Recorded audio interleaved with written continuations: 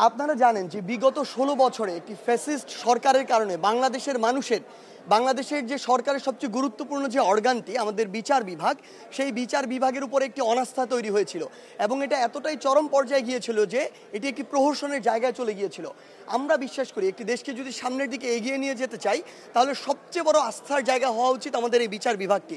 সেখানে রাজনৈতিক মতাদর্শ প্রতিফলিত হতো, সেখানে কার সাথে কার কোন সম্পর্ক ভালো সেগুলো প্রতিফলিত হতো। সেই জায়গা থেকে যে সত্য এবং ন্যায়ের যে পথ যেটি আমরা বিচার বিভাগ থেকে প্রত্যাশা করি সেটি ছিল না। আমাদের জায়গা থেকে প্রথম মনে হয়েছিল আমাদের এই সরকার গঠনের পরে, এই শপথ গ্রহণের পরে সবার প্রথমে যে কাজটি করতে হবে ওই বিচার বিভাগে হাত দিতে হবে। এজন্য আমরা আমাদের জায়গা থেকে প্রধান বিচারপতি হিসেবে এমন একজনকে নিয়ে কথা বলেছি আমরা বিশ্বাস করি যার গ্রহণযোগ্যতা এই মুহূর্তে পুরো বাংলাদেশে সবচেয়ে বেশি, এবং শুধু বাংলাদেশ নয় পৃথিবীব্যাপী যার একটি সুনাম রয়েছে।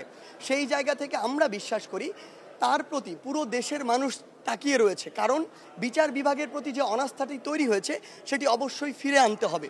সেই জায়গা থেকে আমরা বিশ্বাস করি তিনি পুরো বাংলাদেশের মানুষের এই আস্থার প্রতিদানটি দিবেন।